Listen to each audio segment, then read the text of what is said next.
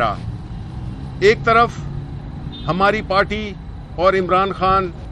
جو کہ ہمیشہ قانون اور آئین کے دائرے میں رہے ہیں، انہوں نے ہمیشہ اس بات کا ذکر کیا اور آج بھی کیا کہ ہم نے کوئی تشدد کا جواب تشدد سے نہیں دینا، ہم نے پرامن رہنا ہے. ہم نے کسی طرح سے بھی جو پولیس وہاں پہ میرے حساب سے غیر قانونی طریقے سے گئی تھی اور بدنیتی سے گئی تھی، کیونکہ ایک تو یہ تھا کہ جو ان کا جو وارنٹ ہوا جو جاری کیا گیا اس پہ ایڈریس جو ہے وہ بنی گالا کا تھا اور یہ پہنچ گئے ادھر. لیکن ان باتوں کے علاوہ جو اصل چیز ہے وہ یہ ہے کہ ہم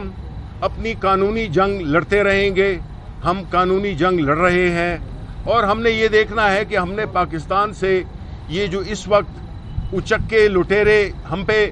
مسلط کیے گئے ہیں، جنہوں نے کہ ملک کی معیشت کی، ملک کے سماجی طور پہ اور ملک کی اخلاقیات ہر طرح کی انہوں نے اس کی اینٹ سے اینٹ بجا دی ہے. ملک میں غریب کو 2 وقت کا کھانا نہیں مل رہا اور یہ حکومت، یہ مسلط کی ہوئی حکومت، ان کا کام صرف اور صرف یہ رہ گیا ہے کہ ہم عمران خان کو کس طرح سے گرفتار کریں، کس طرح سے ہم الیکشنز نہ کروائیں، کس طرح سے ہم ایک سب سے بڑی پارٹی کو دیوار سے لگائیں. دیکھیں، ہم نے یہ دیکھا ہے واقعہ 1971 میں بھی، جبکہ ایک سب سے بڑی سیاسی جماعت کو اس کا آئینی حق نہیں دیا گیا، اس سے ملک 2 لخت ہو گیا. پھر ہم نے دیکھا 79 میں ذوالفقار علی بھٹو کو پھانسی پہ لٹکایا گیا، اس سے ملک کو کتنا نقصان ہوا. اس کے بعد بے نظیر بھٹو کو ایکسپلوژن کے ذریعے اس کو ہلاک کیا گیا. تو لگتا یہ ہے کہ اس ملک میں جو عوام کے لیڈر ہوتے ہیں ان کو زندہ نہیں چھوڑا جاتا، ان کو ہر طرح سے ایلیمینیٹ کرنے کی کوشش کی جاتی ہے.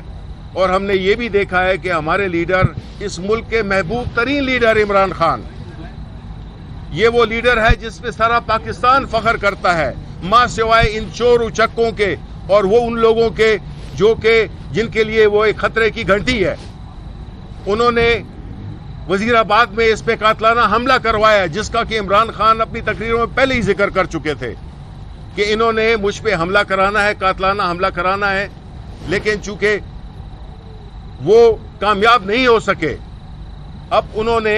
اور طریقے استعمال کرنے شروع کر دیے ہیں. ہم یہ سمجھتے ہیں کہ عمران خان پاکستان کے عوام کی جنگ لڑ رہا ہے، وہ کوئی ذاتی جنگ نہیں لڑ رہا. اور پاکستان کو جن لوگوں کے حوالے کر دیا گیا ہے وہ اس ملک کو کی سالمیت کے لیے خطرہ ہیں، وہ نیشنل سیکیورٹی تھریٹ بن چکے ہیں ہمارے ملک کے لیے. ہم نے ان سے جان چھڑانی ہے اور ہم نے الیکشن کا انعقاد کو یقینی بنانا ہے. لیکن ہم یہ دیکھ رہے ہیں کہ مختلف قسم کے آئین کی بھی دھجیاں اڑائی جا رہی ہیں اور قانون کی بھی. یہ کیسے ہو سکتا ہے کہ آئین میں جو چیز بڑی واضح لکھی ہوئی ہو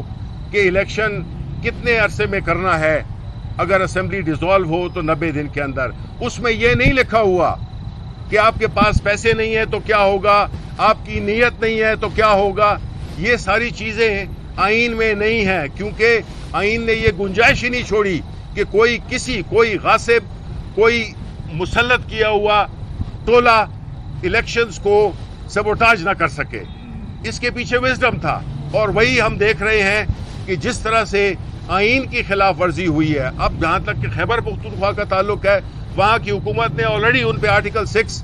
لگ چکا ہے. ان پہ ہم فائل کر رہے ہیں کہ جو گورنر ہے، جو کہ ایک فضل الرحمان کا سمدی ہے اور نہ تو وہ بات کر سکتا ہے. مجھے بڑا افسوس ہوتا ہے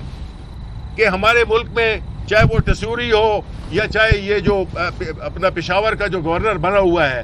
یہ ان کی حیثیت نہیں ہے. عہدوں کو انہوں نے چھوٹا کر دیا ہے، بڑی کرسیوں پہ چھوٹے لوگوں کو بٹھا دیا گیا ہے. اور وہ اسی لیے کہ یہ ہر ایک چیز کو ماننے کے لیے تیار ہوتے ہیں. جو حکم ان کو ملتا ہے وہ یہ، کیونکہ یہ عوام کی طاقت سے نہیں آئے ہوئے، یہ لائے گئے ہیں. اور ایسے جو لائے گئے لوگ ہوتے ہیں، نہ ان کی کوئی حیثیت ہوتی ہے، نہ ان میں کوئی اخلاقی جرات ہوتی ہے، نہ ان میں کوئی آئین اور قانون کی پاسداری کا کوئی بھی ان میں ایک شائبہ تک نہیں ہوتا. اس لیے ہم سمجھتے ہیں کہ پاکستان کے عوام یہ سب کچھ دیکھ رہے ہیں اور جس طرح سے ہماری پارٹی کو ایک ہدف بنایا جا رہا ہے، پاکستان کی سب سے بڑی مقبول ترین سیاسی جماعت کو جس طریقے سے اس کے ساتھ مقدموں میں الجھایا جا رہا ہے، جس طرح سے کہ پولیس کی دہشت گردی کی جا رہی ہے اور بڑے مختلف طریقے لوگوں کو اغوا کیا جا رہا ہے، میڈیا کا تو آپ کو پتہ ہی ہے کہ یا مالکان کو ایک نوٹس دے دیا گیا ہے کہ آپ نے عمران خان کی بات نہیں دکھانی۔ دیکھیں، یہ ملک اس طرح نہیں چل سکتا، یہ 75 سال سے اسی طرح چلایا گیا ہے، اور نتیجہ کیا ہے کہ ہم بھکاری بن گئے ہیں بقول شہباز شریف کے، اور یہی وہ لوگ ہیں جنہوں نے ہمیں اس موجودہ صورتحال پہ پہنچایا ہے، جس میں کہ نہ ہمارے پاس پیسے ہیں، نہ ہماری کوئی عزت کرتا ہے، ہمیں انٹرنیشنلی بے عزت کر دیا ہے انہوں نے، اور بس بہت ہو گیا ہے۔ اب عوام نے اپنی جد و جہد کے لیے جو عمران خان ان کی جنگ لڑ رہا ہے اس کے لیے نکلنا ہے، اور ہر اس قانونی اور سیاسی ایکٹیویٹی میں حصہ لینا ہے جو کہ اس ملک کا اب فرض ہو چکا ہے عوام پہ۔ عمران خان نے آپ کی جنگ لڑی ہے اور لڑے گا، لیکن آپ کا بھی فرض بنتا ہے کہ آپ عملی طور پہ ہماری جدوجہد کا حصہ بنیں، کیونکہ اگر یہ نہیں ہوا تو اس ملک کا کوئی مستقبل نہیں ہے۔ اگر ہم نے یہ مریم پہ اور شہباز پہ اور وہ اس دوسرا جو گیدڑ جو بھاگا ہوا ہے لندن میں،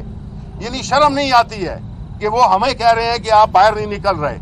ہمارا لیڈر تو شیر ہے، وہ تو نکل رہا ہے، وہ تو ریلی کو بھی لیڈ کر رہا ہے، وہ جلسوں کو بھی کرنے والا تھا۔ انشاءاللہ تعالی ہم یہی سمجھتے ہیں کہ ہم حق پہ ہیں، ہماری جو جہاد ہے، ہماری جو جنگ ہے وہ پاکستان کے لیے ہے، وہ ذات کے لیے نہیں ہے۔ اللہ ہمیں سرخرو کرے گا، ہمیں انشاءاللہ اللہ تعالیٰ ثابت قدم بھی رکھے گا، اور انشاءاللہ تعالیٰ ہم یہ سمجھتے ہیں کہ عمران خان کی لیڈرشپ میں اس ملک نے ایک نیا دن دیکھنا ہے، اور ہم اس قسم کی چیزوں سے یہ صرف ملک کو بدنام کر رہے ہیں، یہ سوسائٹی میں انتشار پھیلا رہے ہیں۔ یہ جو ایک آئی ہوئی ہے زہریلی خاتون، وہ اس کا تو نام بھی لینا وہ ہے، وہ آ کے اب ہم ان کے نوکر ہیں کہ کسی کی بیٹی کو ہم وہ اپنے اقتدار میں لائیں گے، کسی کے بیٹے کو ہم اقتدار میں لائیں گے۔ یہ پاکستان کے جو باقی عوام ہیں وہ جو ہے تو کوئی غلام ہے یا وہ کوئی وہ ہیں بھیڑ بکریاں ہیں۔ ہم جو ہے اب پاکستان بدل گیا ہے، اب پاکستان کے عوام نے فیصلہ کر لیا ہے کہ وہ عمران خان کی قیادت میں اس فرسودہ نظام سے، یہ وہ نظام جو کہ ایک خاص اشرافیہ کو وہ دیتا ہے، ساری مراعات دیتا ہے، عوام کی قیمت پہ عوام کا خون چوس کے ان کے محلات لندن میں دوسرے ملکوں میں بنے ہیں۔ اب یہ نہیں چلے گا۔ انشاءاللہ تعالی پاکستان کے جو نوجوان ہیں وہ ان کا مستقبل اگر ہم نے روشن کرنا ہے تو انہوں نے بھی ہماری اس جدوجہد میں عمران خان کا ہاتھ بٹانا ہے۔ بہت شکریہ۔ دیکھیں، اس میں ہم نے پہلے سے ہی اپنا جو سیکنڈ لیڈرشپ، تھرڈ لیڈرشپ، ہم نے پورا پروگرام بنایا ہوا ہے کہ کون کرے گا۔